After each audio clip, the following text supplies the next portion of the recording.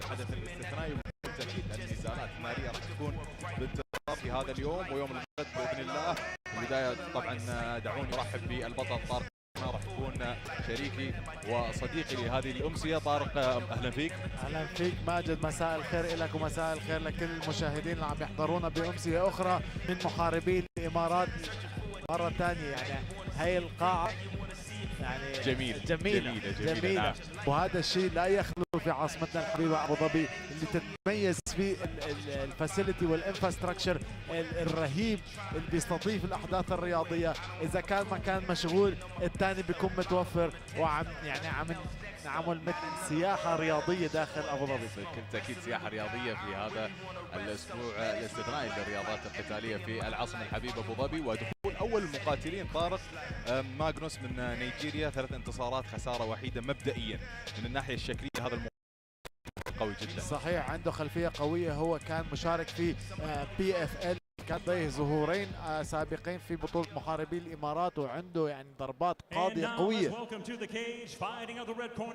Representing Spain by way of Algeria, introducing Abdelkarim Zouhad.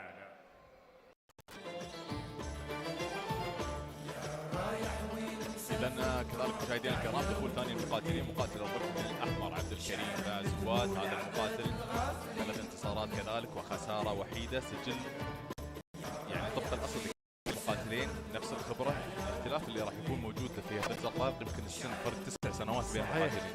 يعني في فرق كبير. المقاتل النيجيري عمره 38 عام بينما المقاتل الجزائري عمره 27 عام، وهذا الشيء اللي راح يكون يعني لصالحه الاندفاع، اللياقه، الانديورنس.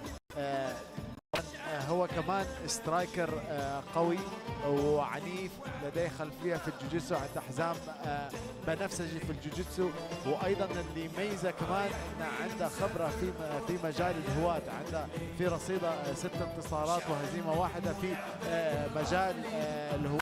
لديه كمان خبره في بطولات الكيك بوكسينج في الجزائر وايضا في اسبانيا. ونحن بنعرف المقاتلين المغاربه والجزائريين عندهم خلفيه قويه في الكيك بوكسينج، وبيضيف عليها الجوجيتسو. وانا شفته في المؤتمر الصحفي عنده ثقه قويه بنفسه انه يحصل اللقب. Let's get the action started. Our first bout is in the UAE Warriors catch weight of 174 pounds and is scheduled for 3 5-minute rounds. Introducing first, fighting out of the blue corner. He is a Muay Thai fighter standing 5 feet 10 inches tall, official weight 173.8 pounds. He has a professional record of 3 wins, 1 loss from Oslo, Norway by way of Nigeria. Please welcome Magnus Onyeka Iverson.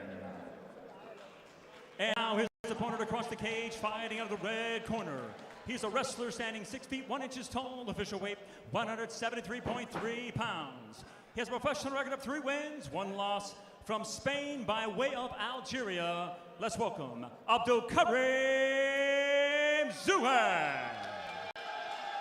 The referee in charge, جماهيرية جميلة لعبدالكريم المقاتل الجزائري أمام مقاتل من نيجيريا. مشاهدينا ماغنوس النزال الأول و شارة الانطلاق عند دان موحدي في هذا النزال. النزال راح يكون مثير وقوي بكل تأكيد في منظمة محاربي الإمارات. بداية النزال كريم بالقفازات السوداء، ماغنوس بالقفازات البيضاء. النبض من كلا المقاتلين. تحركات جيدة من عبدالكريم، تحركات كذلك ممتازة من ماغنوس. شوف الدخول. عبدالكريم اطول من ماغنوس، لازم يستخدم الضربات المستقيمه اكثر شيء. وقفتين متعاكستين ممكن يفتح المجال للركل القوي على منتصف الجسم من كلا المقاتلين. تحركات عم يتحرك ماغنوس بشكل صحيح، دائما عم يحاول تكون ساق الاماميه الى خارج ساق الاماميه تبع زواد. ركله اولى من زواد قويه، ولكن يرد عليها بركله كذلك ماغنوس. نديه عاليه وتحدي كبير في الجوله الاولى في هذا النزال. ماغنوس صاحب العمر الأكبر 38 عام، عبد الكريم 27 عام لهذا المقاتل الجزائري. هذا الوزن يتمتع بالسرعة والقوة. والتر ويت يعني 77 كيلو جرام. بيكون المقاتلين عندهم البنية الجسدية القوية وأيضا اللياقة. عم نشوف يعني دائما زواد دائما عم يكون باونسينج، عم بينط بشكل مستمر، وهذا بيساعده على التحرك إلى الأمام والخلف بشكل سريع. الآن زواد هو صاحب البداية وصاحب المبادرة في الجولة الأولى. عم يندفع بشكل سريع بدون ما يحضر الضربات. زواد لازم يحاول يحضر الضربة قبل ما يندفع بشكل مباشر لعند ماغنس.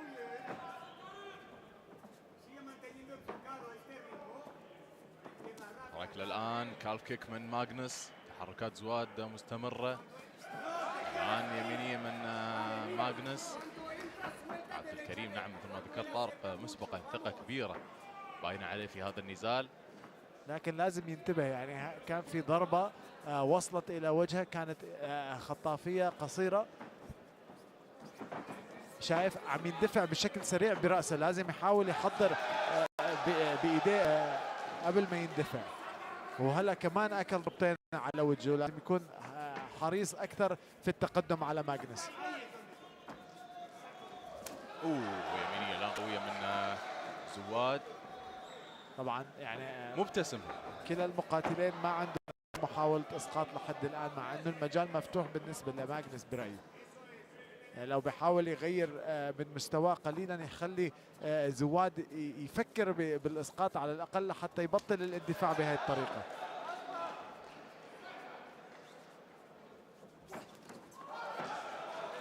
حركات مستمرة من كلا المقاتلين.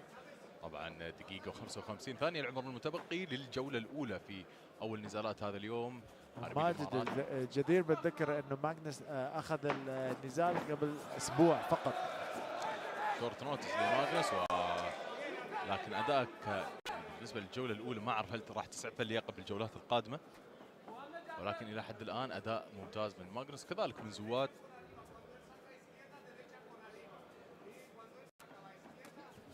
ضربة مستقيمة يمينية من زواد.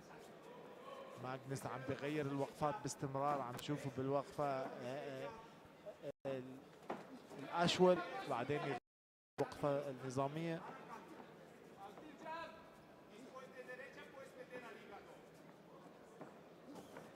حركات عبد الكريم وماغنس، شوف الالتحام الأول ومباشرة.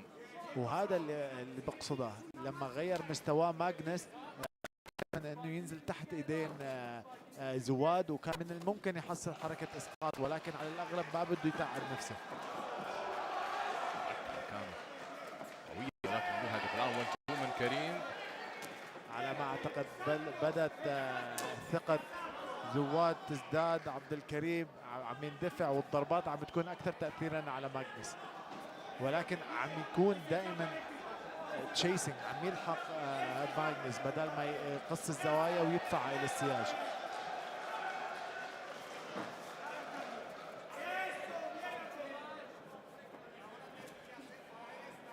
يمينية ولكن دون الوصول الى الهدف. نشوف العشر ثواني الاخيره من الجوله الاولى، هل تنتهي ولا ننتقل بالنزال الى الجوله الثانيه؟ تحركات كبيره ونهايه للجوله الاولى. جوله اولى كانت رائعه من كلا المقاتلين.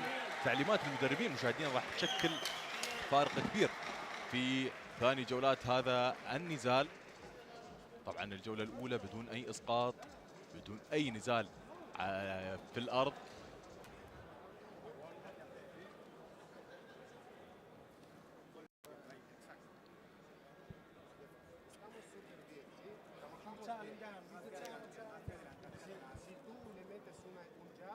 saca después de la misma izquierda. Ya, es que no puedo. Pero después... La explosividad. Pero no hace falta. Solo tienes que... ¿Qué hacemos solo?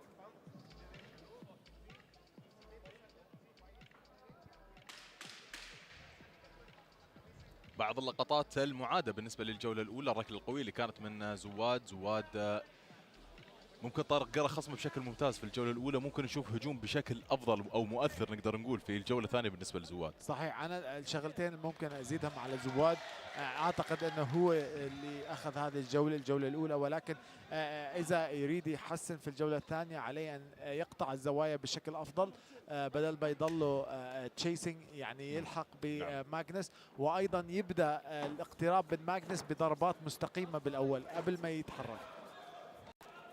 بالفعل هذه ضربات مستقيمه، ولكن رده فعل ماغنس سريعه. نشوف زواد وهو صاحب المبادره استمر بالضغط وصاحب الشراسه في القفص، ولكن ممكن تكون دخله غير محسوبه بالنسبه لزواد، ولكن ما زال موجود وحاضر في الجوله الثانيه. يمينيه ايضا قويه من ماغنس، ضربات عشوائيه من ماغنس، يعني لو زواد يحاول يسدد الضربات المستقيمه ممكن تاثر بماغنس وهو عم يقترب بشكل كبير. مستقيمه للجسد،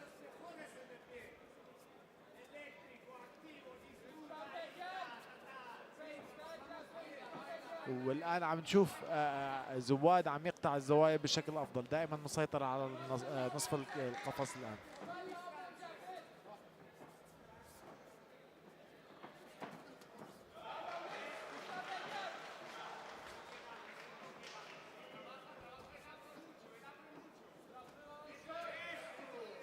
تحركات ماغنس في ضربات، ولكن لم تصل الى الهدف بشكل ممتاز بالنسبه لماغنس. الان ابركانت، ابركانت كانت قويه ولكن كذلك بدون اي هدف، وركله قويه من زواد. محاوله الاسقاط الاولى وسبروره من المقاتل النيجيري. دفاع جيد من ماغنس.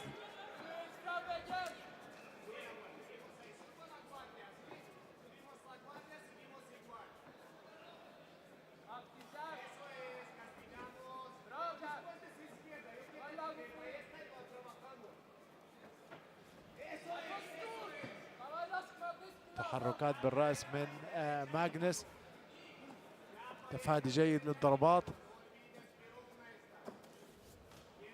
لازم على زواد شوية تمويه أكثر، يعني عم يتبادلوا ضربة بضربة حاليا، ولكن السيطرة والاندفاع هي لصالح زواد لحد الآن. تسلسل جيد جميل كذلك من زواد. شوف التحركات الآن، زواد جاب ودخول من ماغنس. الجولة الثانية بشكل أجمل وبشكل أروع من الجولة الأولى بالنسبة لزواد وكذلك لماغنس.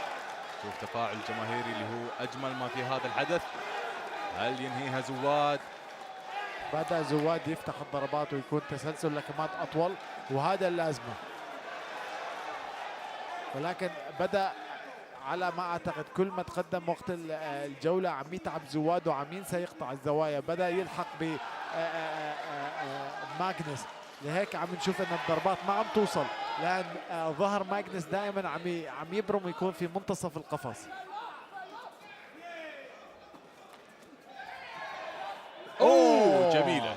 جميلة كانت من زواد.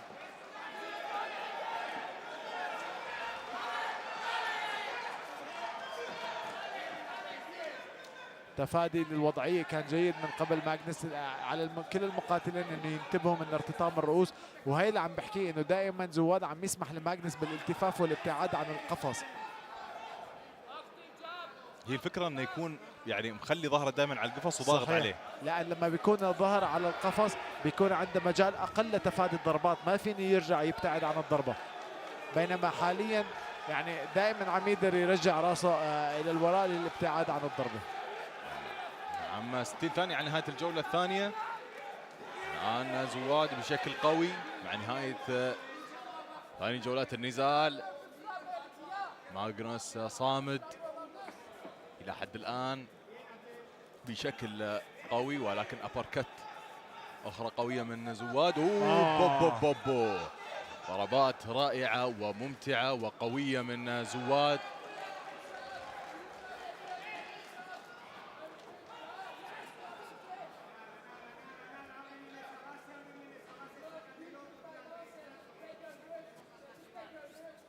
ضربة بالركبة و20 ثانية.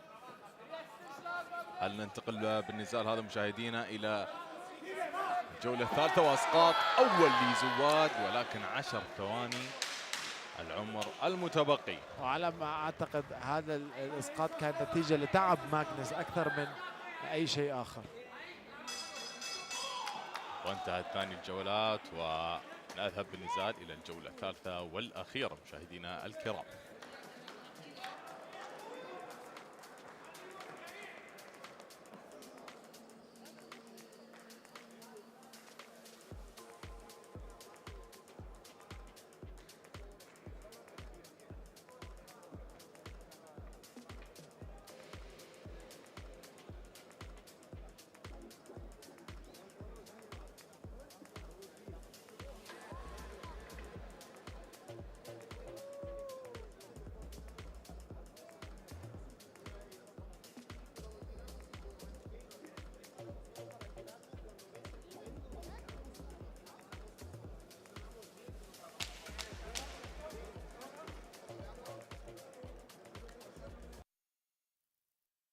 Two first rounds.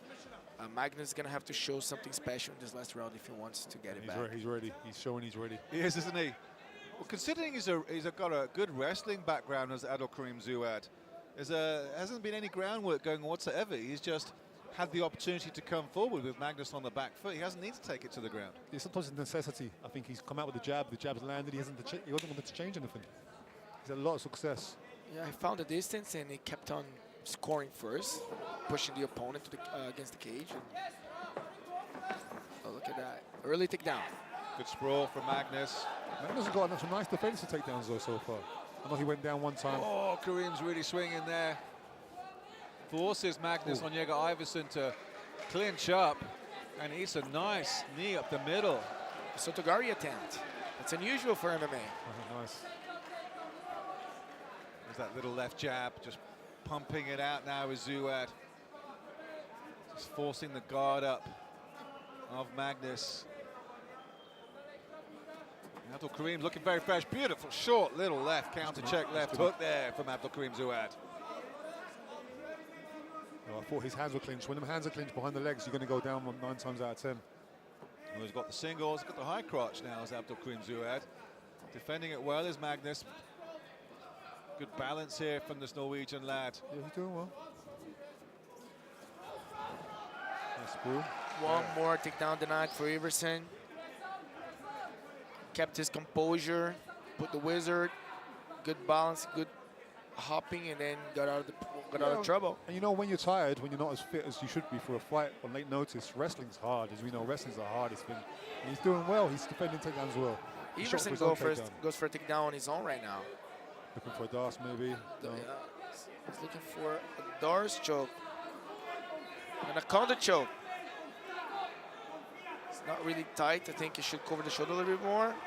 But he's on. He's actually on. He's wrenching on it. He's certainly got the right forearm on the side of the neck of Magnus Iverson. Should try to put him on. And lifted rod to just spin out of it. Still a good place to start raining down the ground and pound.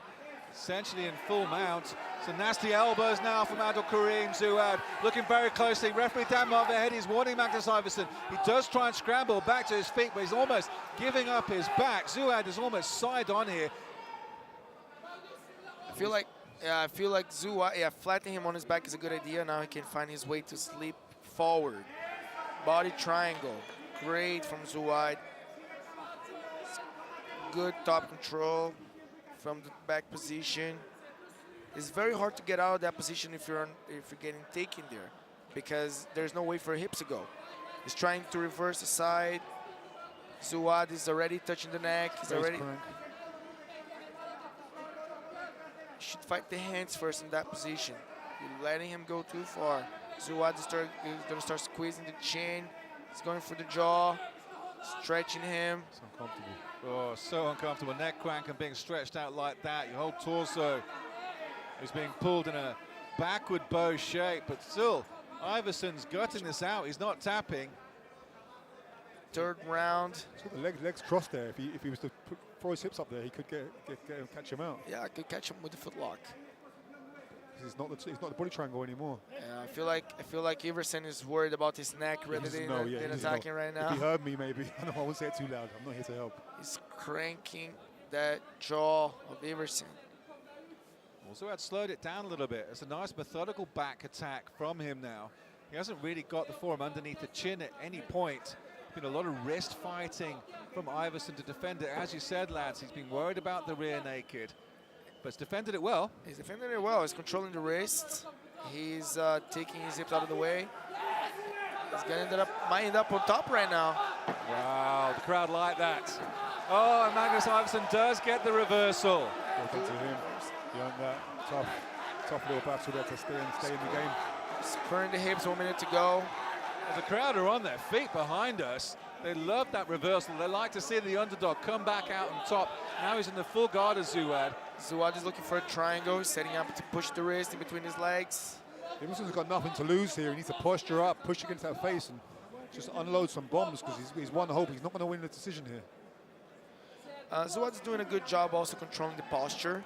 He's not letting Iverson posture up to start the ground and pound.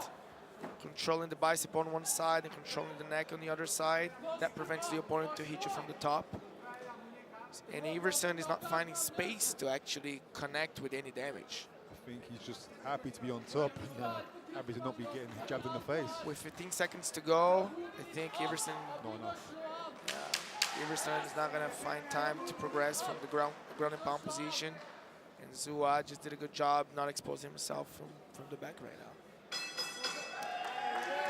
Well, still a fun fight to whet the appetite, considering we've still got 11 fights coming your way here at UAE Warriors 49. Well done, Magnus Iverson, stepping in on just 6 days' notice, taking on a real tough guy from Catalonia like Abdul Karim Zouad, and was able to go the distance again, did Magnus Iverson. But got to say that if I was a judge, I'd probably be scoring Abdul Karim Zouad's way. Yeah, I had each round for him, to be honest, even with the takedown at the end and the reversal. I had him dominating, he was in control, he looked very comfortable, he looked relaxed, he looked calm, and he executed his game plan. And Iverson didn't really have much answer to it other than just effort and determination, which I appreciate. Even with the reversal at the end of the third round, I felt like Zouad controlled the whole third round as well. And in my scorecard, he would be 30-27. I think he did enough to dominate the 3 rounds. I think the last-minute call was predominant on the result. He came in good shape. He took control of the fight wherever he needed to be, and he did enough to pull that victory. Yeah, I'm sure you're right. I think we got a decision win for the first fight of the night. A lively affair, some great technical striking from Zouad, and some great heart from Iverson to come in late notice and really put a fight up the way he did. Look, I'm sure Zouad will take the decision, but coming on short notice, I was impressed. I mean, Magnus Iverson went the distance and even got the reversal at the end of that third round. I think with the full fight camp, I'd like to see him come back here, because it's, like, to me, it's a mystery why PFL didn't pick him up. You know, he won fight the night in London. You know, and coming in here on such short notice showed that he's got some stones. He got out-jabbed in those first 2 rounds, let's be honest. He was on the back foot. You know, Abdul Karim was scoring really nicely. Iverson was looking for a couple of little counters, but nothing much going for him in those first 2 rounds. And yet, still able to get back up to his feet at the end of that third round, showing he's got a lot of courage coming into here. I'd like to see a full fight camp for this lad. I felt like there was a timing issue for Iverson. Yeah. And that's something that without a camp is hard for you. Ladies and gentlemen, after 3 rounds of action, we go to the judges' scorecards. And all 3 judges scored about the same, 30-27, for your winner by unanimous decision, Abdul Karim Zouad. To present the award, let's welcome CEO and General Manager of UAE Warriors, Fouad Darwish.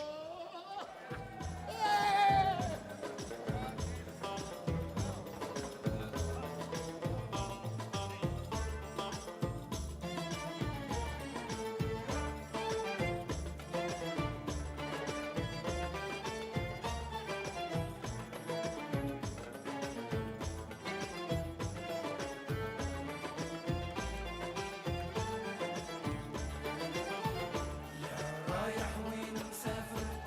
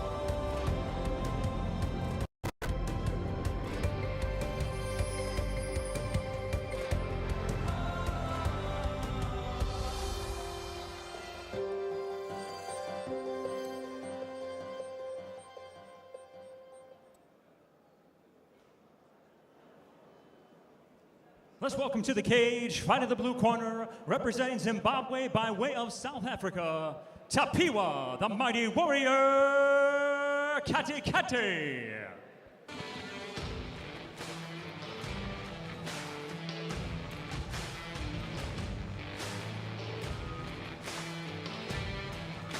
Well, in comes Tapiwa Kati, 5 wins and 7 losses, originally from Zimbabwe, training on the east coast of South Africa, in KwaZulu-Natal in Durban. And honestly, he's in need of a win here, let's put it that way, even though he's more experienced than his opponent and has all the natural talent needed to take this win here tonight. He's an entertainer. That's it, which has often been his downfall and has contributed to his winning streak. He switched camp recently from the Manzimtoti back up to Durban, where he's now based at Silverback. Started his professional career in sensational form, with some really fun and flashy finishes, but that flashiness perhaps ventured into carelessness, and he readily admits that when he comes out here to the UAE, he's trying hard to entertain the crowd so much that he often just keeps getting caught, and now he's chasing that win a little bit too hard sometimes. If he goes back to the basics that made him such a success, he went on a 5-fight winning streak in the EFC, and then comes here and then goes on a 7-fight losing streak. But if he goes back to those basics and remember, what made him a winner in the first place, he really still got everything he needs to take the win. A very entertaining fighter. He's changed it up, moved camps. Let's see if he can come and start turning around this losing streak, because he has what he needs to get it done. And now let's welcome to the cage, fighting in the red corner, representing Norway by way of Iraq, Harda Karim.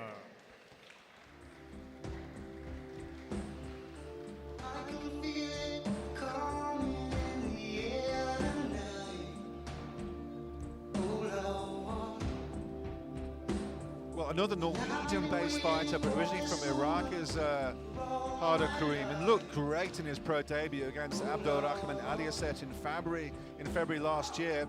He lost, but he went the distance, and he certainly looked like he belonged in the Etihad Arena at that time. And he was rocked in the second round against Abdulrahman.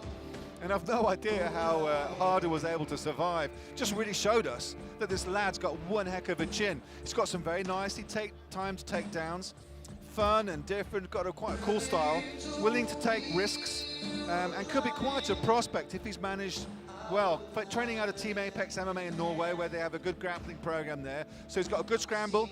If you put him down, he's very difficult to keep there. He's got some good wrestling and always comes in shape. He's strong, he's athletic. He's fought across the United Kingdom in a variety of amateur promotions. Tries some flashy moves with nicely timed knees. When his opponent tries to come the distance, he loves his spinning wheel kick and some other really flashy combinations. So he's a real fun fighter if he settles into the fight. If he gets you down, he's got some nice, powerful ground and pound. Very well-rounded, just 1 win and 1 loss. So really at the beginning of his professional career. As I said, his opponent, Tapiwa Kati, significantly more experienced. But Harda Karim, a real fantastic prospect coming out of Norway.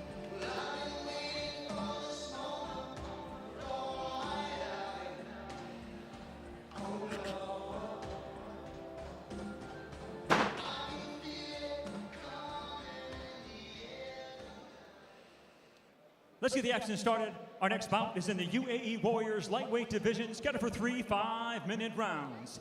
Introducing first, fighting out of the blue corner. He is a kickboxer standing 5 feet 9 inches tall, official weight 153.9 pounds. He has a professional record of 5 wins, 7 losses. From Zimbabwe by way of South Africa, please welcome Tapiwa, the mighty warrior, Kati Kati. And now his opponent across the cage, out of the red corner. He is a wrestler standing 5 feet 9 inches tall, official weight 155.7 pounds. He has a professional record of 1 win, 1 loss. From Norway by way of Iraq, let's welcome Harda Karim. The referee in charge, Sam Amidi.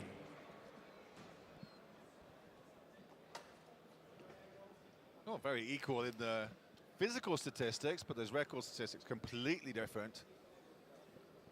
12 fights going for Tapiwa Kati, just 2 professional fights for Harda Karim. The main barrier for Kati, in my opinion, as a fighter myself, is just that 7-fight losing streak and what it does to you mentally and where he's at. We'll only find out in this first minute. Kareem catches the leg. Tapiwa Katikati often likes that jumping left high kick. It's caused him problems in the past. But at least once he settles into a fight, Tapiwa Katikati is a problem. Got a very open guard and he carries his elbows and hands very wide. Great leg kick from Harder Kareem, spins his opponent completely around with it.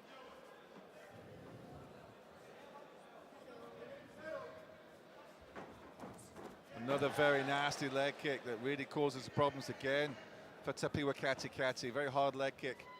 Harder is kicking harder, it seems. Makes sense, doesn't it?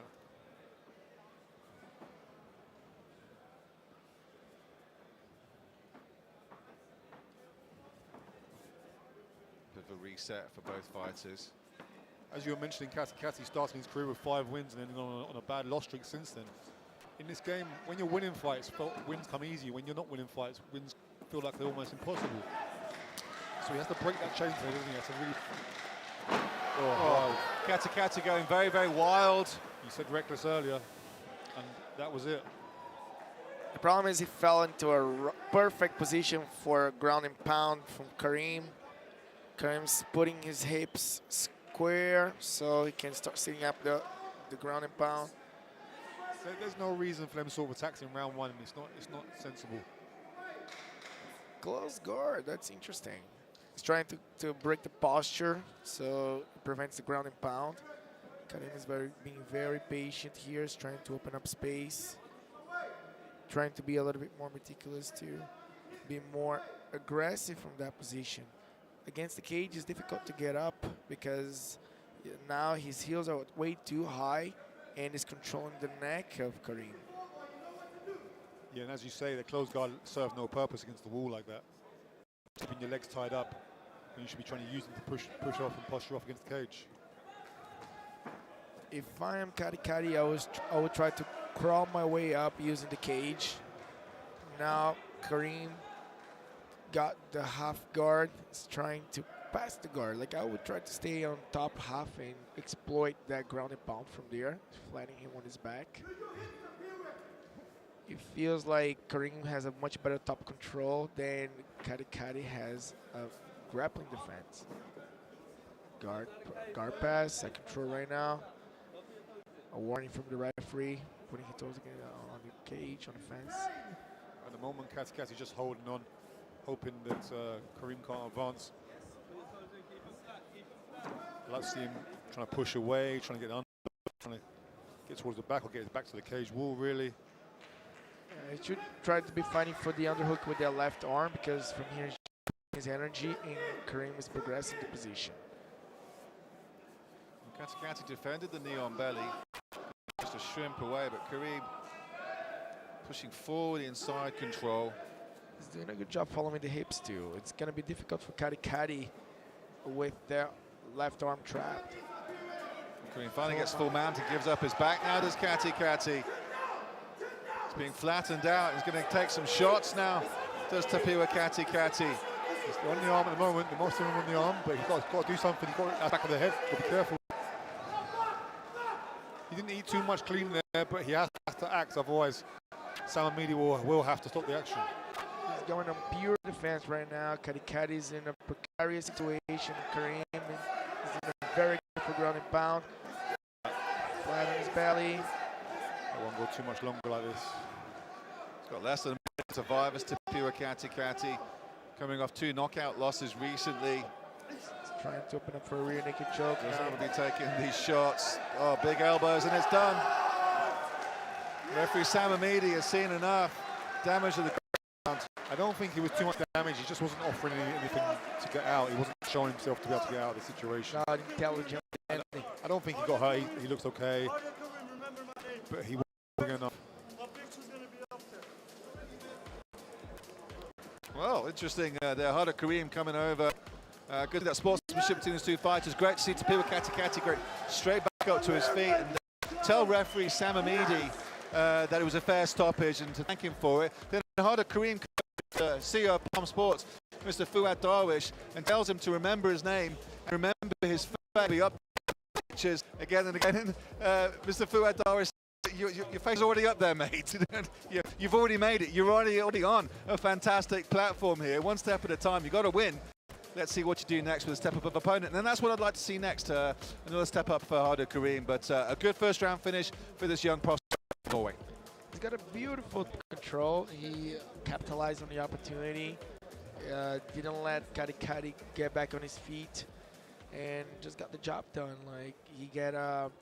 Ladies and gentlemen, referee Sam Abidi stops his bout at 4 minutes 19 seconds of round number 1. For your winner by technical knockout due to strikes, Harder Kareem. At the award, let's welcome CEO and General Manager of UAE Warriors, Fouad Garbi.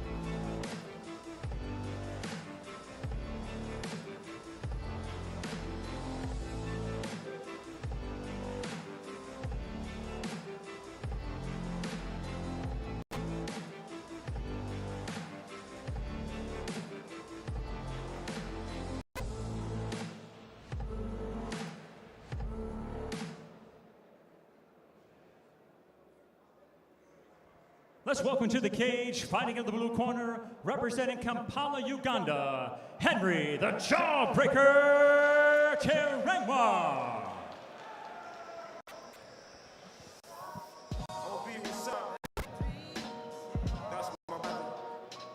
What a great opportunity this is for these two Ugandan fighters coming out here at UAE Warriors 49, starting with JJ Henry Terengwa, really at the beginning of his career, so this is a great opportunity. Abu Dhabi is very different to Kampala, so it's great to see the Ugandan lads using the facility, gym, getting in the swimming pool, sparring on the cage, really soaking up this experience. And he's a lovely character as Henry Terengwa. So much talent on the African continent without the resources to allow these fighters to flourish. And Henry and his teammate Lawrence have really soaked it up this week, and very serious-minded, both these fighters. Henry's very methodical, very professional, here to take part, but really intent on taking a victory back to Kampala, where, let's be honest, MMA is not the biggest sport in that country, and UAE Warriors yet again providing this platform for a lot of these African fighters. He's the national champ in kickboxing, is Henry. Started training at 14 years old and launched his career in 2022 with the first round knockout. Fought Raymond Akut actually in a local promotion there in Uganda, and was able to actually briefly sweep Raymond. And he trains at the Quan Vessels Academy in Sunny Hill in Johannesburg, and is a bona fide beast on the canvas. But that was all the success Henry had in that fight, and it's been a year and a half since then, and hasn't fought since then. A valuable outing for this young lad. And now let's welcome to the stage, fighting in the red corner, representing Amman, Jordan, Salim the Warrior Al-Bakri.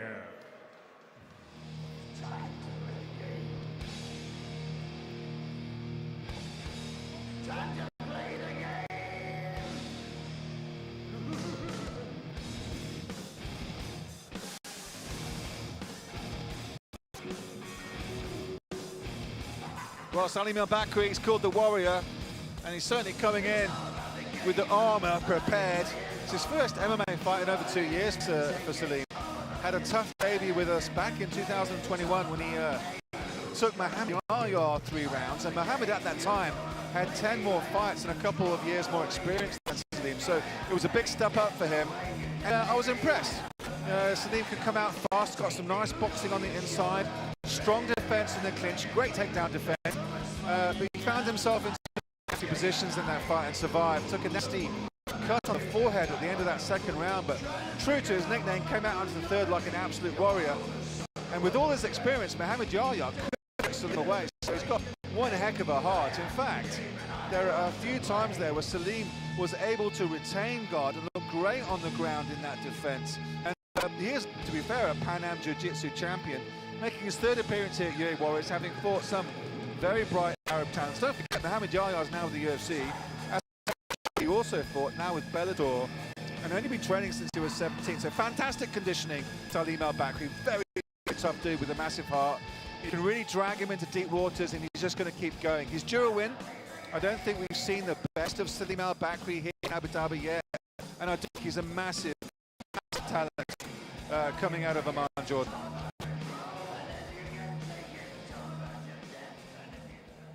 Let's get the action started.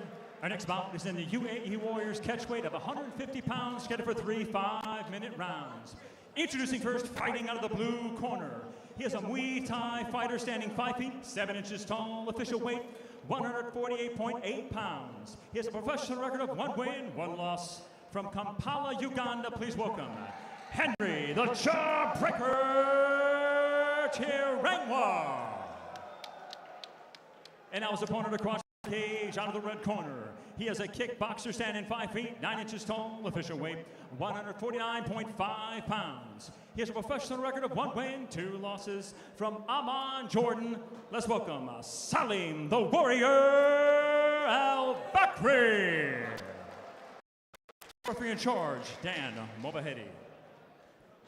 Well, just 5 centimetre height difference that goes to the Jordanian. Very similar record, just 1 extra loss on Al-Bakri's record.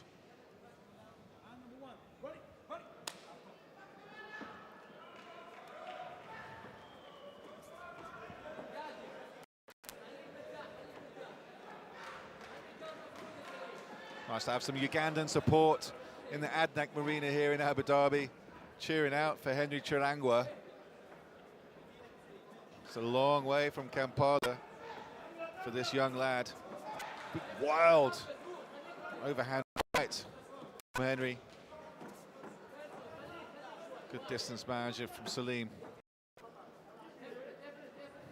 Yeah, quite a cagey start from Tirangwa. Al-Bakri's on the front foot, but no one really had any success as of yet.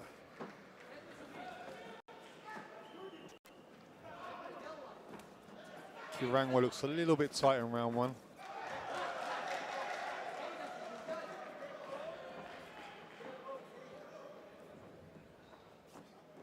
A jumping front kick from Henry Tirangwa. Al-Bakri really nowhere close to it, but certainly giving Salim a bit of pause for thought about entering the pocket with a couple of unorthodox strikes. Big left and a miss from Tirangwa, and a miss in reply from Al-Bakri. Superman punch from Henry, coming forward with a couple of a nice little 2-piece, and it's Tirangwa, the Ugandan, coming forward, putting the Jordanian on the back foot. Al-Bakri looking for the counter. Oh, beautiful right from Tirangwa. And Al-Bakri felt that one. Very open-handed guard at times from Salim. And Tirangwa's throwing everything very hard. He's throwing everything at full power. And when it lands, it's done some damage a couple of times. Nice right from Tirangwa. He's planting his feet at certain times. Leg kick and a miss from Salim Al-Bakri. Gives the impetus for the Ugandan fighter to come forward. A couple of feints now, looking for the leg kick. Bakri nowhere near, looking for a home for that little choke left hook is Al-Bakri as he comes in. Another 2-piece from Kampala's pride. Yeah, he's got some speed, hasn't he, Tirangwa? The shots go out fast. Definitely got a speed advantage so far in round 1.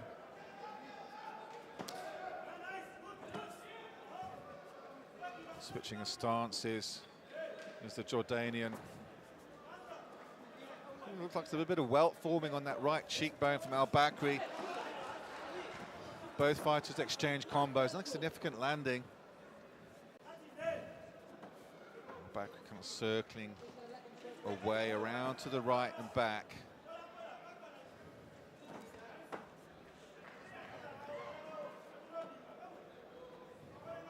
Not a lot of engagement from Al Bakri so far. And it's going to need to do more. He's allowing Chirangwa to just find his spaces and find his timing. It was a nice jumping kick from Al Bakri. From Chirangwa, excuse me. And he comes forward with the punches and bunches. Nothing significant landing there, clinching up now. If I was Chirangwa, I'd want to keep it a distance. I'm not sure what kind of ground game he's got. I know that Al Bakri is pretty good on the canvas. As a kickboxing champion, I expect Henry to keep it standing. Looking for a home for that right hand again. Sets it up with a left jab. Meat and potatoes really for any kind of kickboxer. Yeah, for sure. And you've got to think Al Bakri's got to want some takedown action soon, because on the feet he's not having much success. Eating a lot of shots, a well under his eye. It's a decent shot from Salim in the middle of that, but it was certainly Henry Chirangwa was having most of the joy with the striking. Not really putting the power down. Both teams with the leg kicks now. Just 60 seconds left in this first round. Don't forget, an absolute cracking main card here at Euros 49. It is an All-Africa against All-Arabia card, and your main event, Rani Sadeh from Germany by way of Palestine, taking on South Africa's Cedric Doyle. An absolute cracking featherweight main event. Abdullah El-Bashiri back, taking on Senegal's Babacar Niang. And the Filipino boxing sensation, Rufino Mante, against the crazy Cameroonian Joris Daya. Fantastic card here coming your way here from downtown Abu Dhabi. Meanwhile, Chirangwa from Uganda's coming forward against Jordan Salim Al Bakri. We saw Al Bakri go for a double leg takedown, too far out, far too far out to catch that, but it shows a change in strategy as he's gone through this first round and taken a bit of damage from Chirangwa. It just seems like Chirangwa is so much more fluid with his striking. Huh? He's much more dangerous, he's more connected too. He's presenting much more a threat than Al Bakri right now. Yeah, interesting round.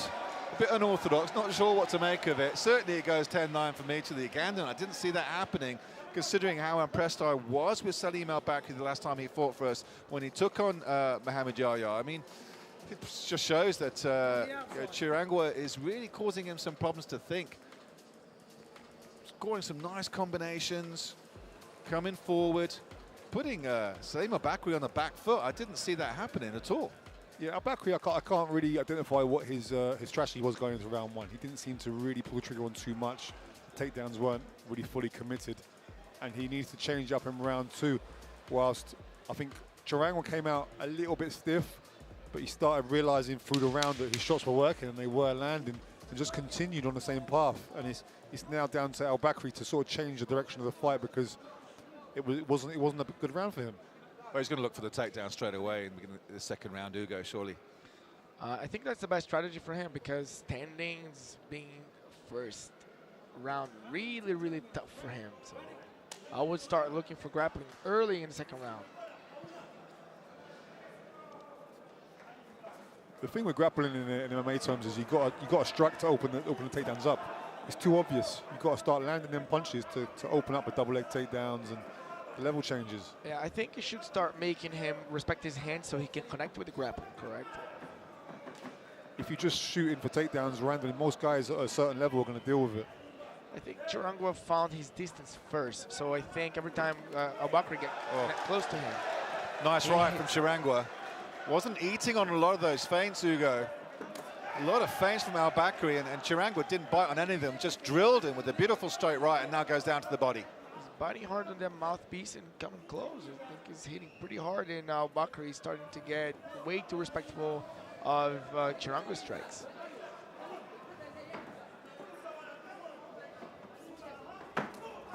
Oh, body kick caught by Bakri, but Chirangwa gets straight back up to his feet.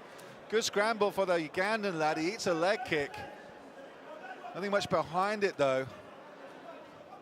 So Al-Bakri caught the body kick and planted his opponent down, but Chirangwa popped straight back up. So changing this second round, where it's Salim Al-Bakri putting the pressure forward, and it's Chirangwa looking for the counters.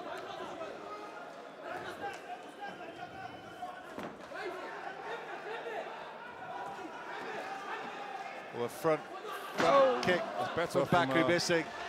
No, Bakri. It's got the neck It's now got as a guillotine. Chirangwa. He's on the wrong side of the hip. Al-Bakri's looking for a Von Flue choke.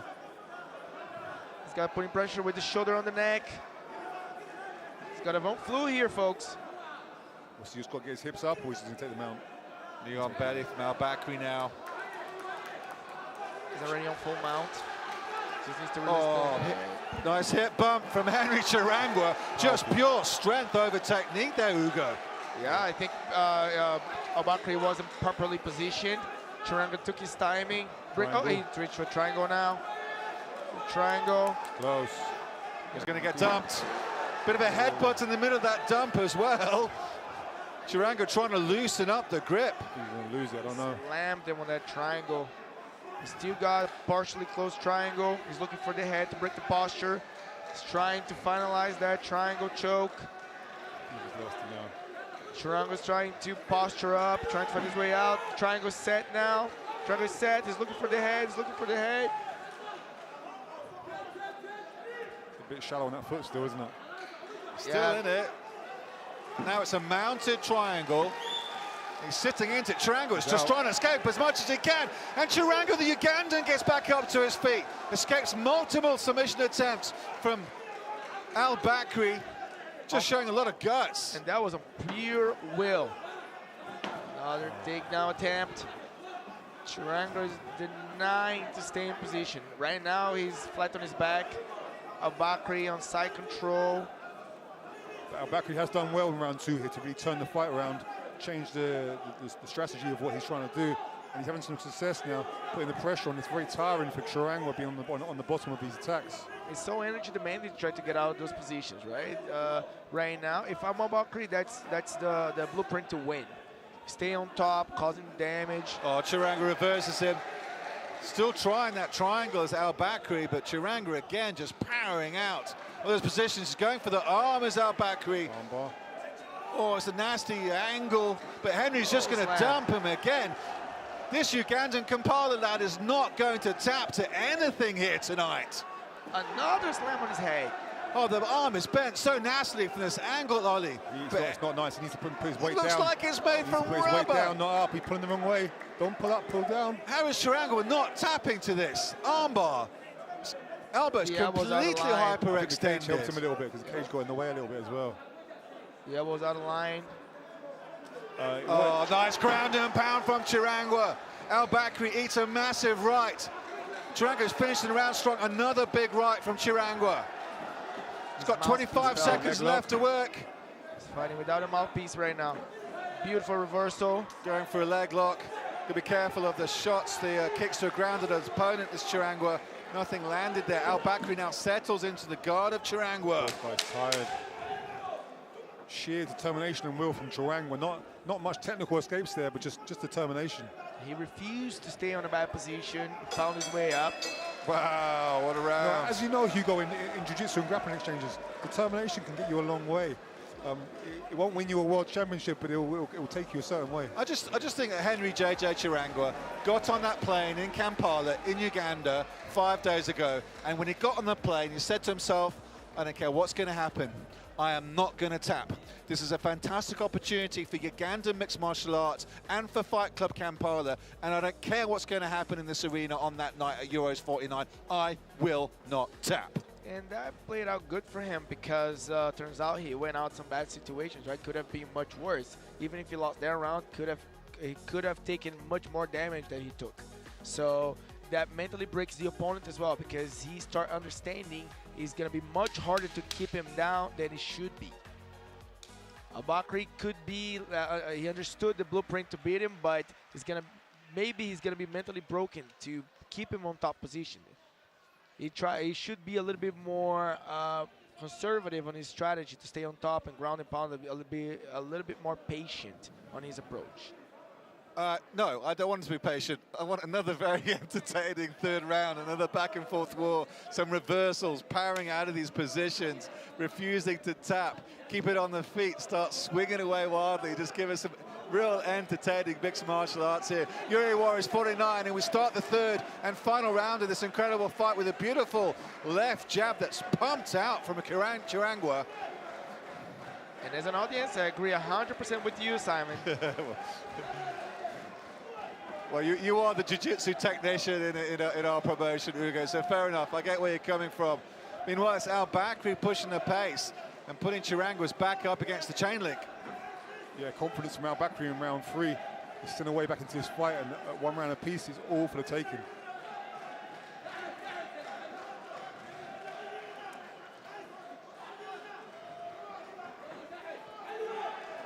Well, Henry looks for a home for that straight right. From Chirangwa. I didn't see that coming. No. Clever. Gets one little shot off, but there's a good scramble from Al Bakri, though. Did well to get hold of that leg, and now he's got a good position with Chirangwa on his back, got the double clasp. He's going to settle into side control now as Salim Al Bakri. Some good judo there, Hugo. That was a beautiful Sotogari, folks. I would have given Ippon for that one. Well, from that position, there's not much happening for for any of them. Now he's switched to a Von Flu again. He's trying to progress him to a full mount. And Chirangwa is showing that will, not staying there. So he's waiting for an opportunity to bump his hips up and go back and feet. Oh, arm triangle, arm triangle. It's on. Chirangwa's thinking about tapping. Oh, he's getting out of it. It looked like almost like thinking about tapping, but he wasn't. Yet again, Henry Chirangwa's trying to get out of the submission. Looked like he was going to go to sleep. How does he escape from this yet again? I thought his hand was going. I thought he was dropping. Consider he's just denied it again.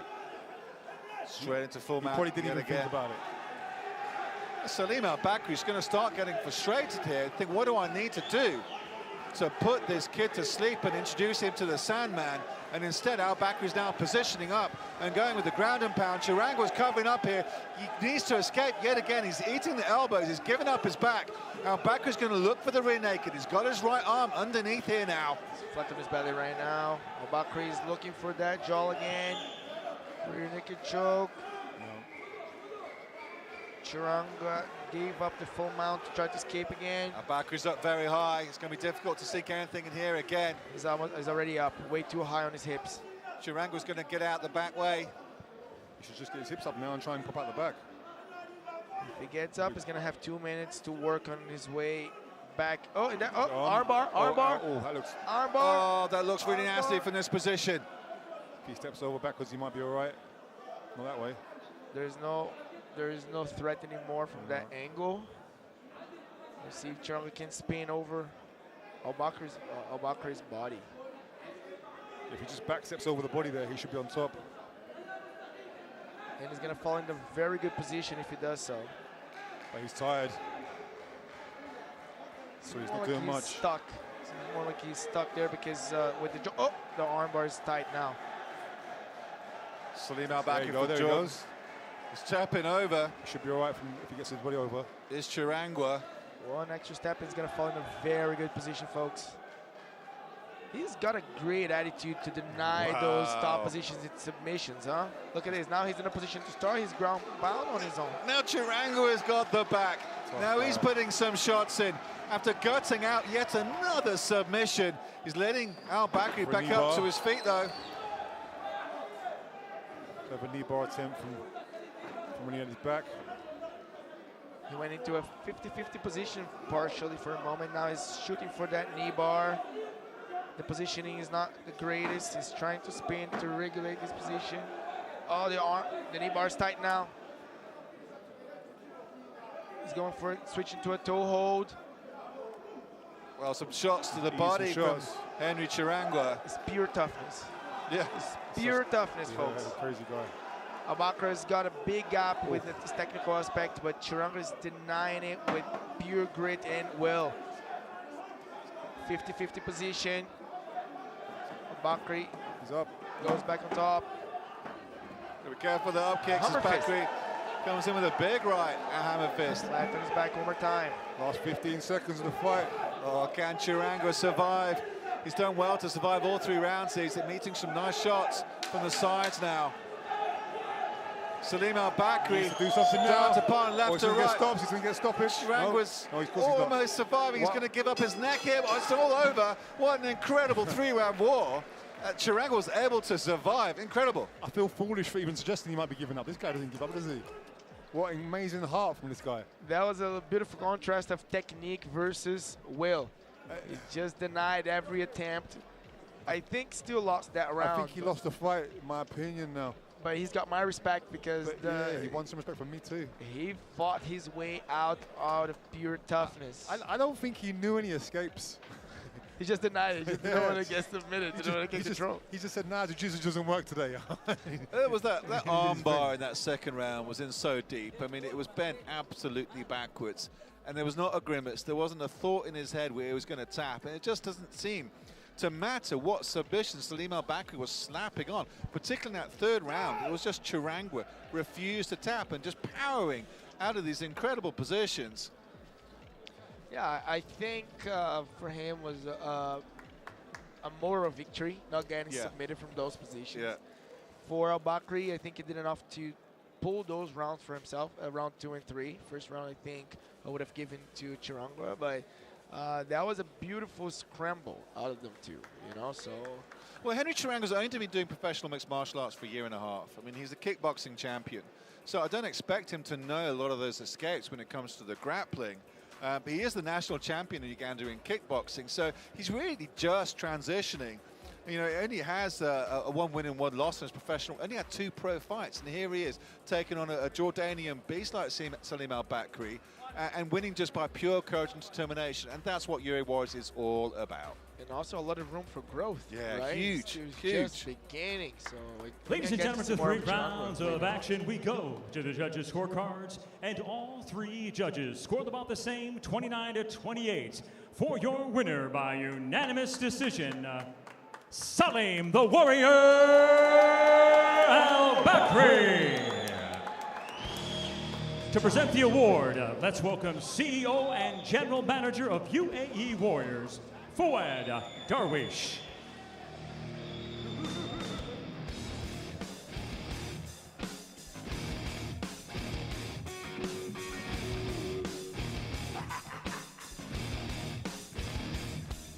It's all about the game and how you play it. All about control, and if you can take it, all about your debt. And if you can pay it, it's all about pain. And who's gonna make it? I am the game. You don't wanna play me. I am control. No way you can shake me. I am heavy debt. No way you can pay me. I am the pain, and I know you can't take me. Look over your shoulder, ready to run like a Cleveland bench from a smoking gun. I am the game, and I may lose. So move on out, you can die like a fool. Try to figure out what the move's gonna be. Come on over, sucker, what do you ask me? Don't you forget there's a price you can pay. 'Cause I am the game, and I want to play. Mine.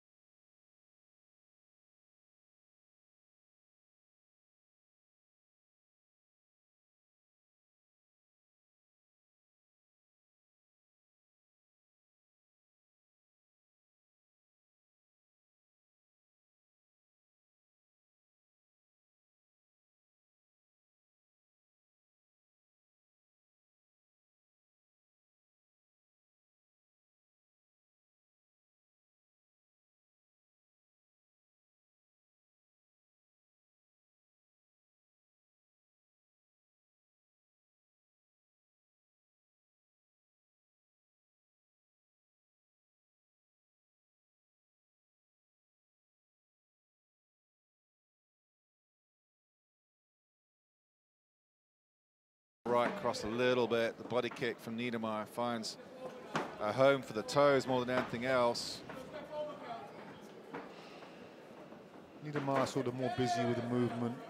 Schengel's still finding her distance, but still early in the fight. Nice little right elbow from Schengel. Clinching up against the fence. Nice inside knee from Shabir.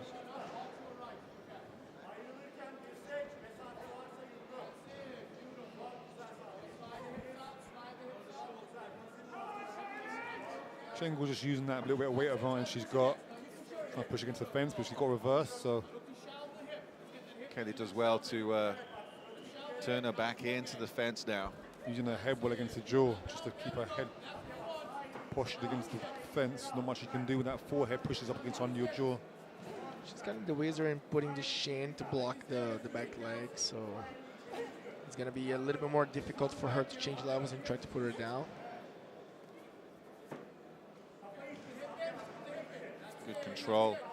Kelly Niedermeyer here. Certainly her fight is the biggest platform in her career at the moment. Just 2 pro fights.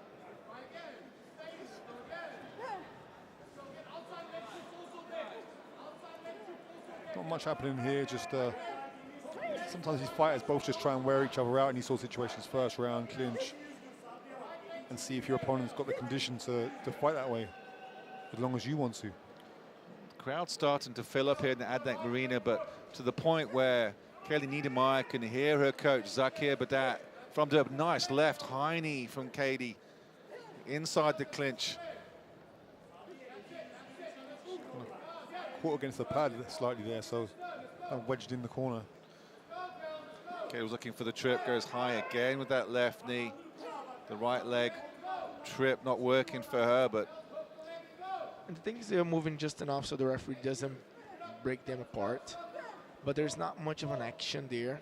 I don't see any conclusion, any real attempt, any new threat of a takedown or anything. No, there's not much happening here. Won't go on for too long. Schengel seems to want to get the underhook with her right hand to get out, but she could whizzer her way out of the back just by backing away. Some back steps get you out there. Katie She seems to be. Think about the chip again. Oh, nice right elbow for Niedermeyer. It's a good answer from Schengel just after disengage. There's a nice period of control there for Niedermeyer. A very nice elbow from here.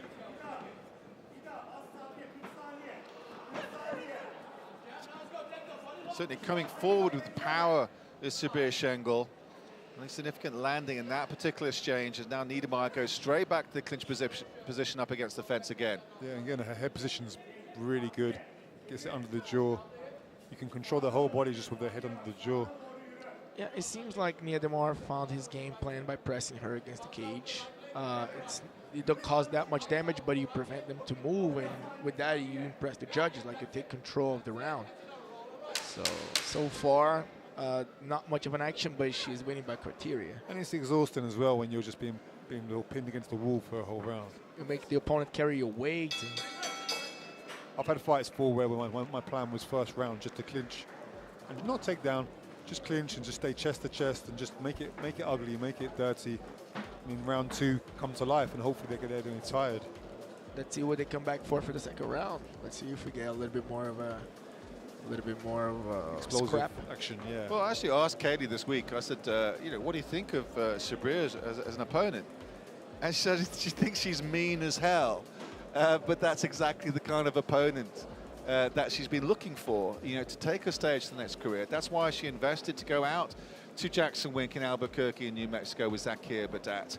You know, and she saw the success of her coach winning the EFC welterweight title last week. So she's really in the form of her life at the beginning of her professional career. And I think she'll get a lot of confidence from that first round because she's got a huge amount of respect for Shabir Schengel as a fighter. And she was able to hang with her pretty nicely in that first round, probably taking that round 10-9 in my view. And sometimes they just come with the idea of winning the fight rather than putting a show too. So you're gonna drain them out a little bit, and then you start loosening up once you feel like your opponent is more fatigued, and then you can let your hands go, perhaps, or being a little bit more conclusive with takedowns as well.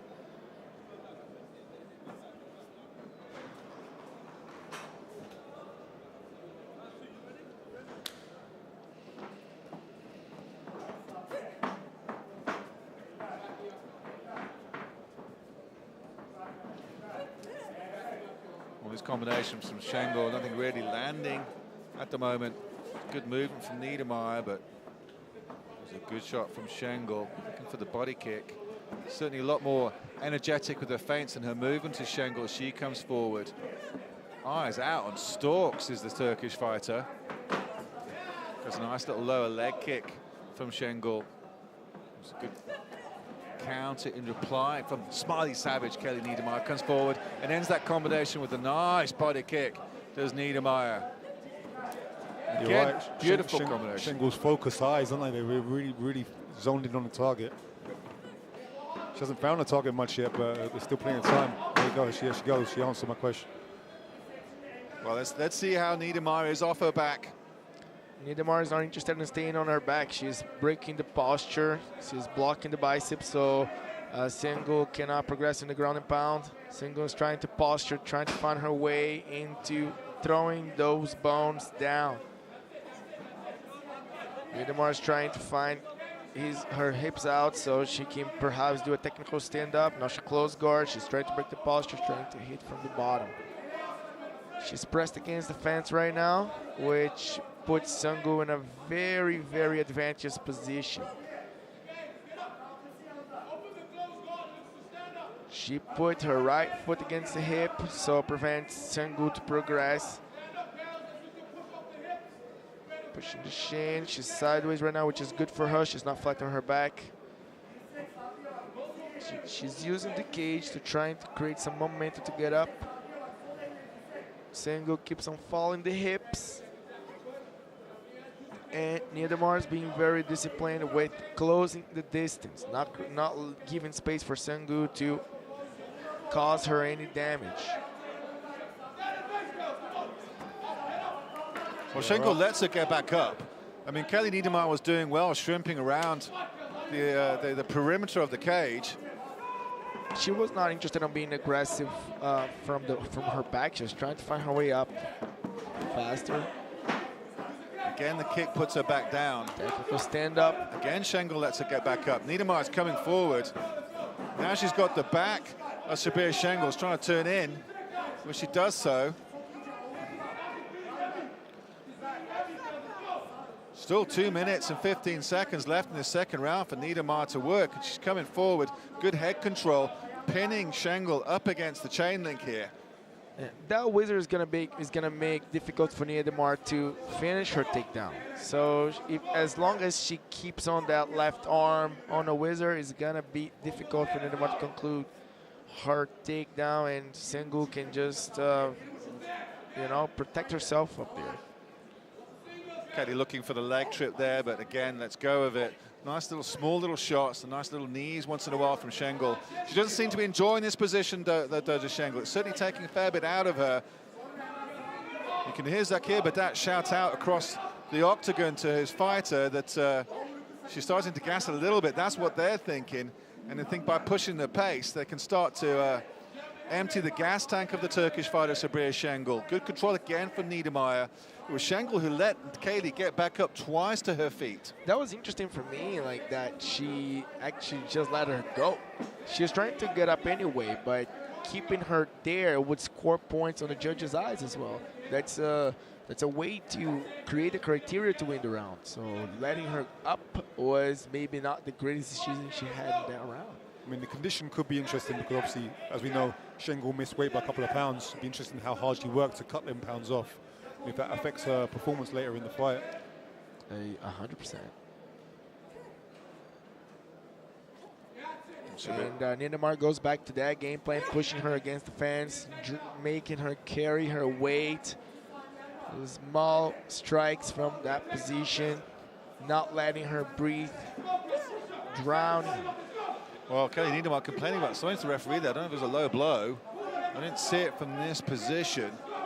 Perhaps the truck will give that to us between the rounds. The referee didn't bite to that complaint. Niedermayer's having a good time there. It's a bit of a hustle, a dirty fight, but she's winning it. She's the one putting the pressure on. Not a lot of damage, but just taking the points. Just a grind, isn't it, Ollie? Yeah. That grinding is so exhaustive. When you're both on the wall, the person whose back isn't on the wall is the person who's winning the fight, if that's what you're doing.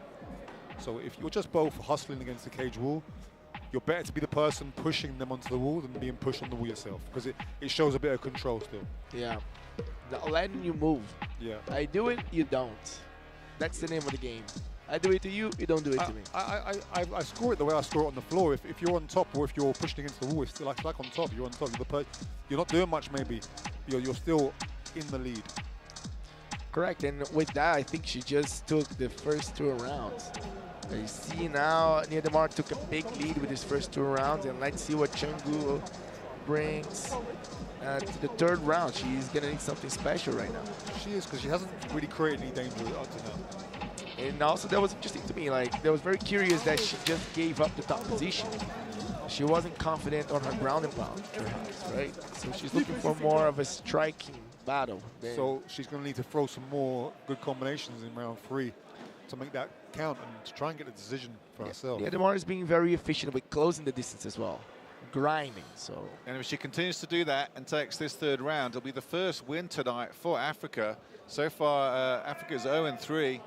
Arabia winning the first 3 fights here at UAE 49. If Niedermeyer takes this 3rd round, she may be the first African fighter to get a victory here tonight here at the Adnac Marina. Yeah, 5 minutes left to see what's going to happen, folks. She's going for it. Come straight out. She knows what she needs, but she's eating some shots as well. But I like the way she's come out there, showing she wants to win this. She came out aggressive on the 3rd round. Yeah, but as she did so, she ate a big left from Kaylee as Shabig came in with a lot more energy and a nice counter right hook there for Niedermeyer. Certainly Schengel coming in with a lot of power with that right. Nice inside leg kick from Niedermeyer to get the distance. Lots of flurries from Sabir Schengel, but certainly nothing really landing. Yeah, nothing too complicated, just 1-2s down the middle. A bit of success with them, but it's a little bit predictable as well. And Niedermeyer knows she got the first 2 rounds. So she's controlling the criteria right now. You can see why she's called the Smiley Savage, can't you? At certain times it seems that Kaylee is smiling when some of the shots, and she replies with a couple of ones. I think it's just her natural disposition, the way her face looks, but that's why she's called the Smiley Savage, because it looks like she's having a good time in there. And she's going back to what was working for her in those first 2 rounds here, clinching up against the fence. The underhook on the left-hand side for Schengel. And Niedermeyer is just going to put that grind on and just see if they continue to drain that gas tank. Yeah, that might not be the most entertaining way to compete, to fight, but maybe that's the easiest shortcut for her to set up a victory. It's not Niedermeyer's responsibility to make the fight exciting. It's now Schengel's responsibility to make the fight different to this. Yeah, and escape this clinch work, which has not really been able to do in those first 2 rounds. Oh, referee Sam Amidi is calling for some sort of stop. I'm not sure what it was, pulling the hair maybe. Yeah, maybe a point coming off. Schengel's losing the point for pulling the hair, pulling the braids. Yeah, that's gonna make even more difficult for Sengu right now. All the same situation, really. She has to stop this fight. No time back on. Referee Sabmidi puts them back in the same position after Schengel gets deducted a point for pulling on the hair of her opponent. And Niedermeyer is not giving an inch of space to Sengu. She's going to have to do a spectacular finish to take this win back to Turkey. Here's Schengel with that point deduction in the 3rd round, with Niedermeyer possibly up 2-0. That's amazing how disciplined she is with putting her against the cage and grinding for 3 minutes straight, for 3 rounds straight, pardon me. She found her way to pushing her against the cage and keeping her there.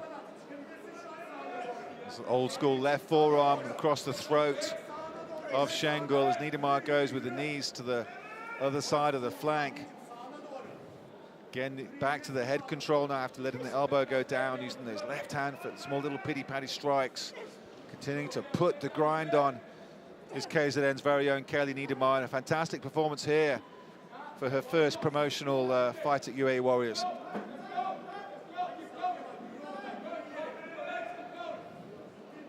Doesn't look like Shabir Shengel's figured out how to escape from this clinch work up against the fence, Ollie. No, she doesn't. She clearly doesn't quite know which way to go. She's trying to go in one direction.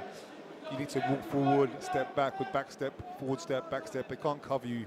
You can get out. I don't want to call it easy. It's not easy, and she's under a lot of pressure from round 3.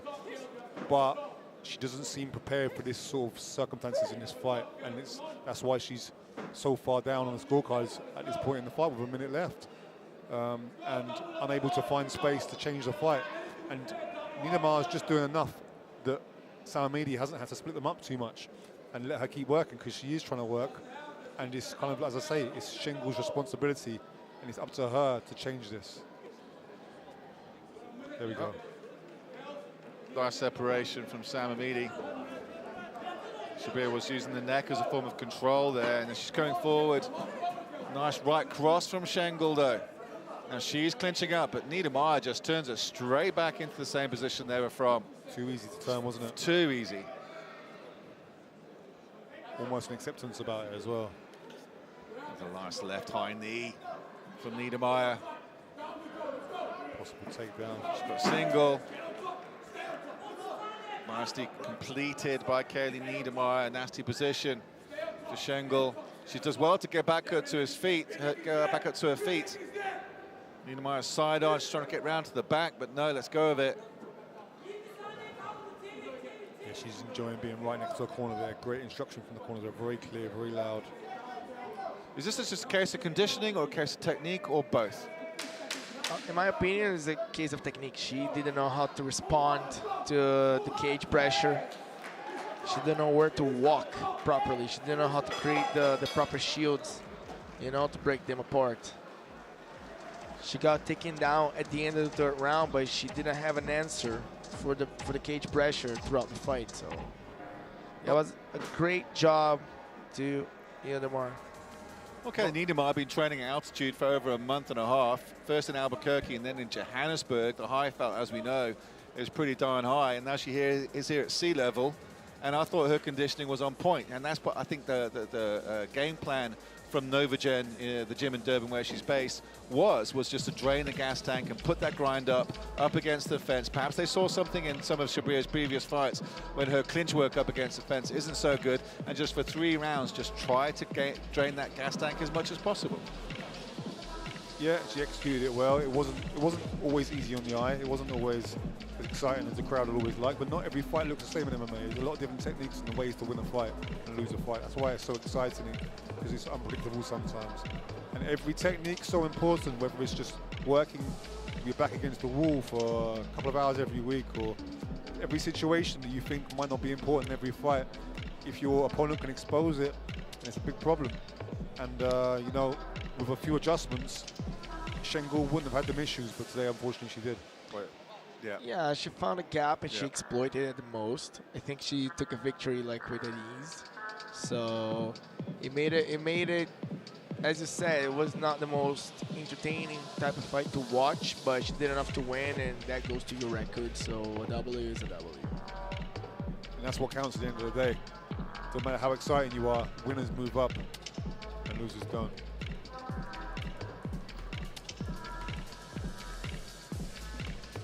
So we're pretty sure which way this one went.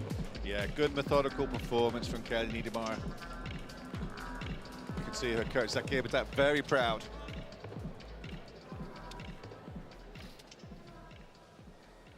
Ladies and gentlemen, after 3 rounds of action, we go to the judges' scorecards. And all 3 judges scored about the same, 29-27, for your winner by unanimous decision. Kaylee, the Smiling Savage Niedermayer. To present the award, let's welcome Kareth Brown, president of IMMAF. Also like to welcome CEO and general manager of UAE Warriors, Fuad Darwish.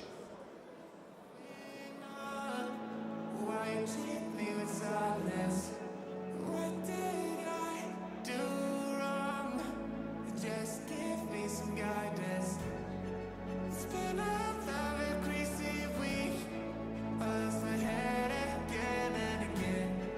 And when my friends ask me how I feel, I always tell them like this.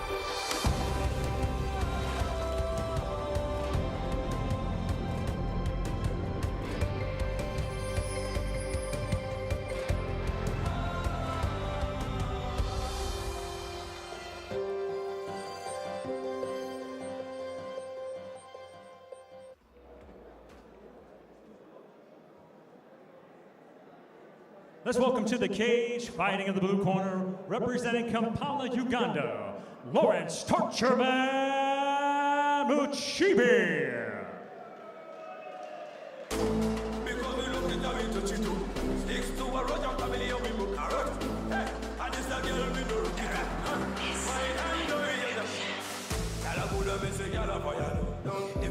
Well, all about the business is Lawrence Muchibi, the torture man.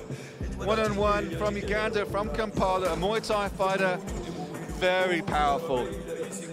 A very hard hitter, athletic and well conditioned. He's been doing MMA since 2007 and has two pretty good submission victories in jiu-jitsu in his native Uganda. Pretty mean and serious demeanor all fight week has Lawrence. I've been very impressed with him. It's easy to be distracted by this amazing city if you're here for the first time, but it seems as if he hasn't kept his eyes off his opponent and thoughts away from this fight for one moment. He's got this brooding intent about him, has Lawrence. I'd love to spend some time with him after this fight actually and see what kind of person he is, because he seems very fascinating. Still, he looks deadly with the stand-up, and we know that he's got the submission ability, because that's if he keeps it on his feet, he looks like an absolute handful, and also has that attitude very similar to his fellow Ugandan earlier. Just seems to be determined to walk through hell and back to get the win here tonight. And now let's welcome to the cage, fighting the red corner, representing Stockholm, Sweden, by way of Algeria, Khaled Lovelam.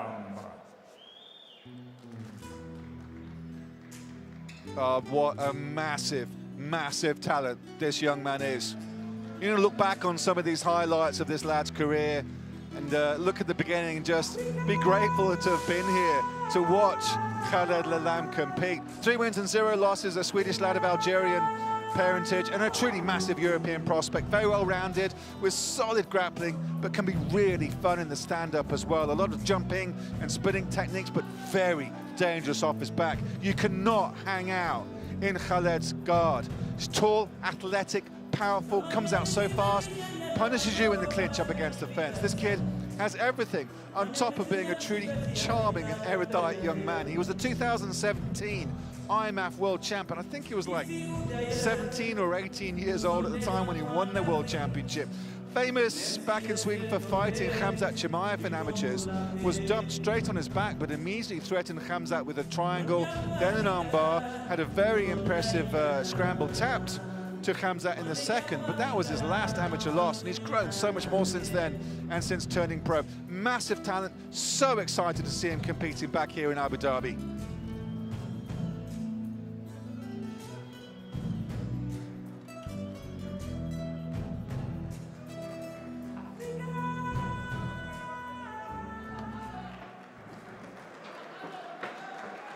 Let's get the action started. Our next bout is in the UAE Warriors catchweight of 192 pounds, scheduled for 3 5-minute rounds.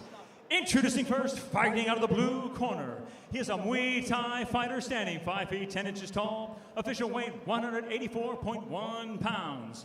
He has a professional record of 1 win, 1 loss from Kampala, Uganda. Please welcome Lawrence Tortureman Muchibi. And now his opponent across the cage, fighting out of the red corner. He is a jiu-jitsu specialist, standing 6 feet 4 inches tall, official weight 191.3 pounds. He has a professional record of 3 wins, no losses, from Stockholm, Sweden, by way of Algeria. Let's welcome Khaled Lovelam. The referee in charge, Dan Movahedi. Well, I can see the significant height difference going to the Swedish lad Khaled Lovelam.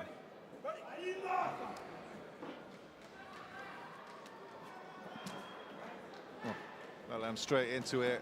Muchibi with a nice leg kick and a nice overhand. A big knee. Beautiful jumping knee from Khaled Lovelam. Did he push him off balance or did he hit the face? I couldn't see the angle. Off balance and anything else. I couldn't see from that angle either. Oh, massive right from Lovelam. He's looking to finish very, very quickly. Big shots to the body from Khaled.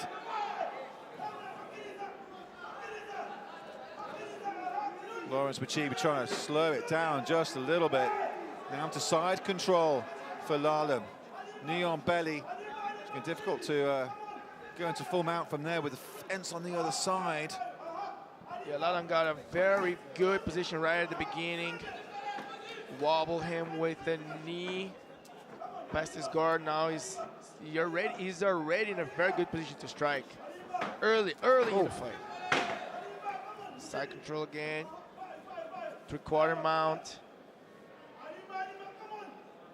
Lalam's aggressive. Come out to this round one. Full mount now. Straight into the action. Khaled Lalam fully mounted. Nasty position from Achibi with his head up against the fence. Not nice.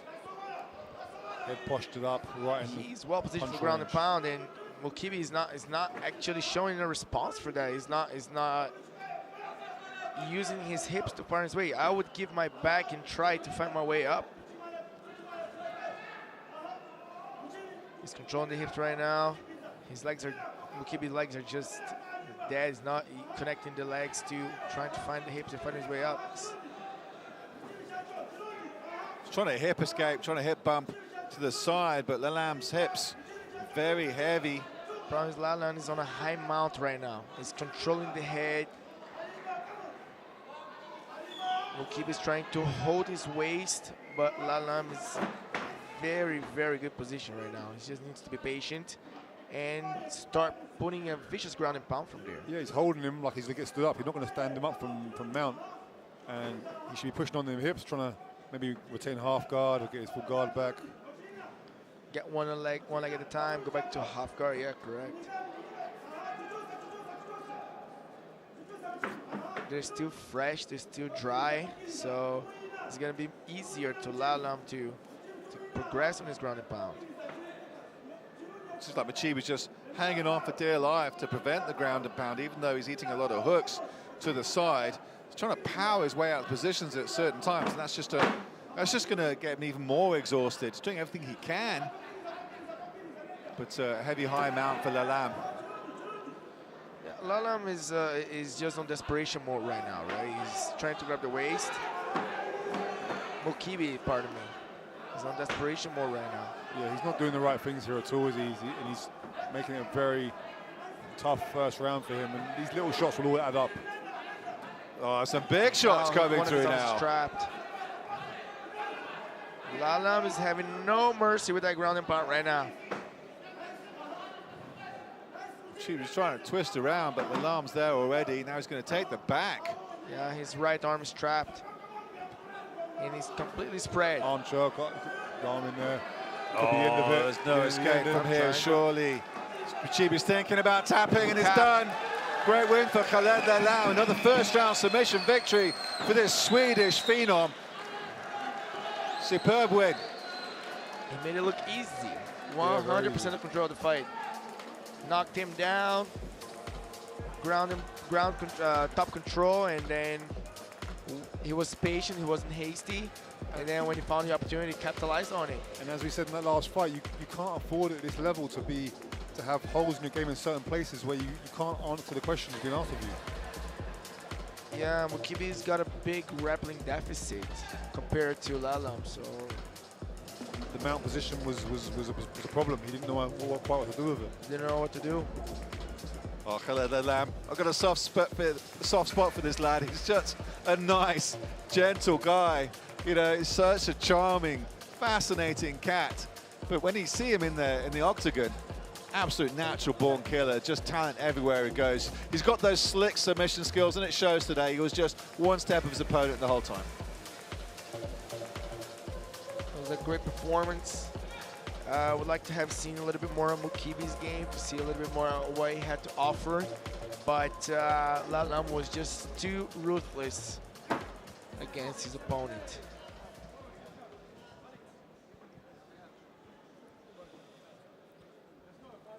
Ladies and gentlemen, referee Dan Movahedi stops his bout at 3 minutes 39 seconds of round number 1. For your winner by tap out due to a Katagami choke, Khaled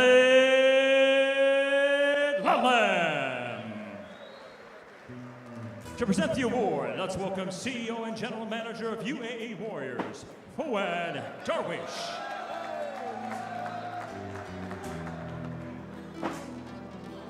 Africa!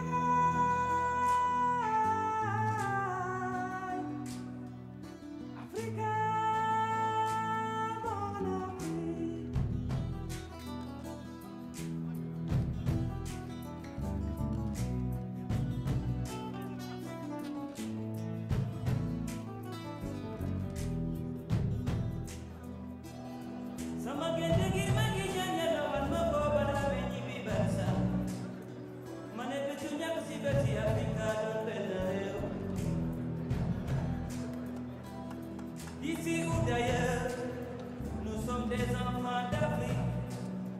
Même si le ciel tombait, luttons pour la paix.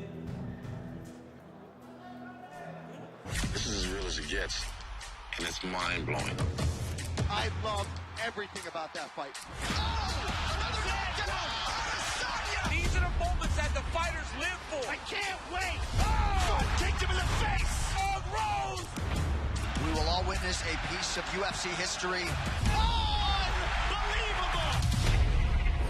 You're sitting at home watching this, and you just go, holy shit.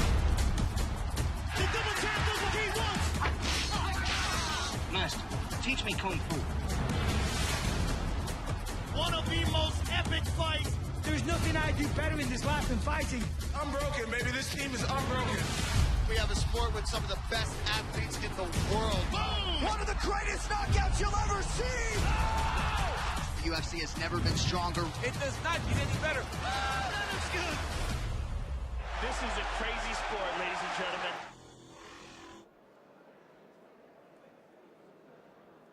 Let's welcome to the cage, fighting in the blue corner, representing the Philippines by the way of the United States, Mariano the Hitman Jones.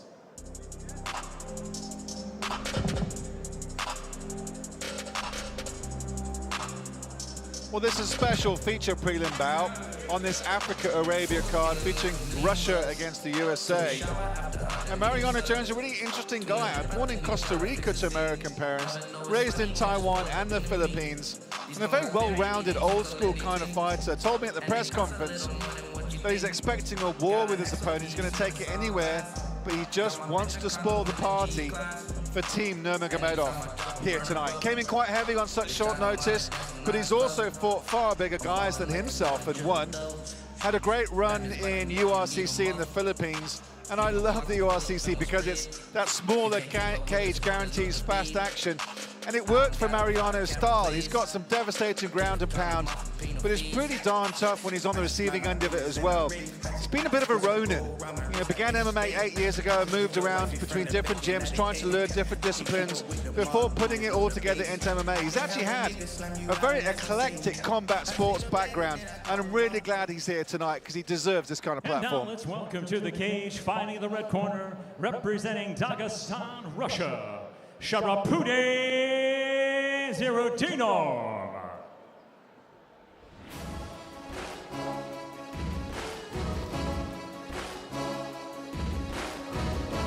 Well, originally trains in Saratov on the mighty Volga River, but as we know now, representing Club Abdulmanap Nurmagomedov. 2 first-round finishes in his 2 pro fights, but both against professional debutants, so it's difficult to gauge where Sharapuddin is. But the quality of his training partners are amongst the best in the world, we know that. Coming up against a powerful wrestler and a purple jits belt in Mariano. So if it goes to the ground, it's going to be an interesting clash of grappling styles. I mean, Mariano is known for overpowering opponents and coming into this fight as a late replacement and significantly heavier than Sharapuddin. So will Ziauddinov now change the game plan and stick to his strengths? That being said, you know, Ziauddinov always looks for the quick knockout. He's got a strong Sambo background with a lot of KO power in both hands. So Sharapuddin may just keep it standing and look for something spectacular.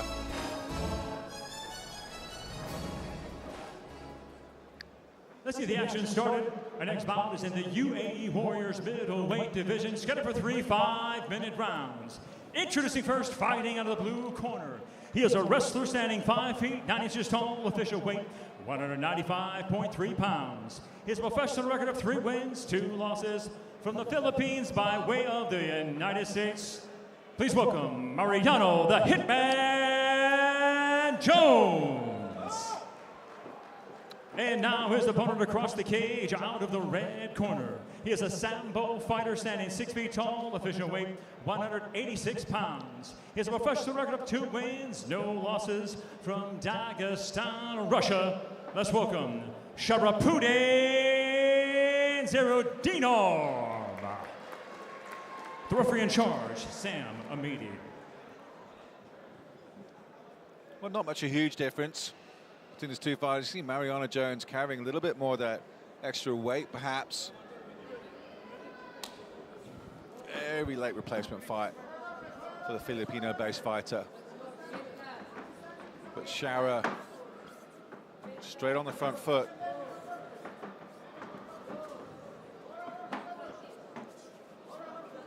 Jones will look to try and get his power down. See the big legs of Mariano Jones. Now he's got the single. See how Udinov defends it. Now they're up against the fence.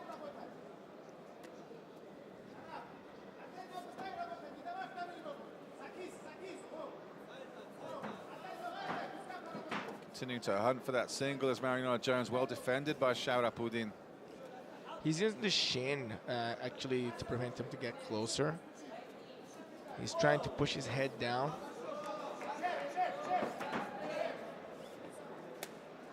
Oh, nice front kick from Shaurapudin, followed by a nice left high roundhouse as well.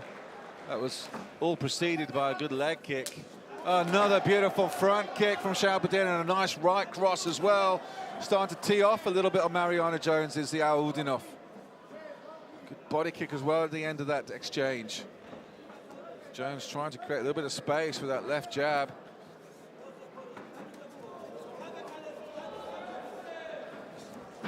Oh, another nice kick to the body. More of a knee than anything else from Udinov. Jones trying to get a little bit of space now. Jones is so much shorter, though. He has to really do the legwork to get in close enough to land him shots.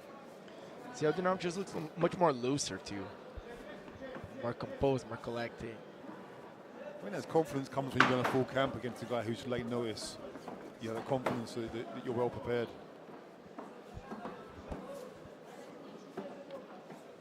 Nice leg kick from Udinov. He's hunting now. Good body kick as well, as he puts his opponent on the back foot. Oh, some nice shots. He's covering up as Mariano Jones. It looks going down, and it's all done for Udinov. Good protection there from referee Sam Amidi for Mariano Jones, who recognises it was a good stoppage. A great win for Shaurapudin Ziaudinov. He goes 3 wins to 0 losses now to this very, very talented Russian. Obviously a very disappointed Mariano Jones, but good stoppage there, Ugo. No, that was a good stoppage. Like, he had no answer. He's not intelligently defending, as the criteria asked for. And Ziaudinov just was in shape. His timing was correct. He knew how to close the distance, and then he put his game. I think the takedown that Jones missed at the beginning, Ziaudinov denied, sucked up some of his energy. If he couldn't make weight, if he missed weight by so much, that means like he wasn't on a fighting shape. So that drains a lot of his energy too. And then Ziaudinov just gave him no chance. Ladies and gentlemen, referee Sam Amidi stops his bout at 2 minutes 7 seconds of round number 1. For your winner by technical knockout, 2 strikes, Shaurapudin Ziaudinov. To present the award, let's welcome CEO and General Manager of UAE Warriors, Fouad Darwish.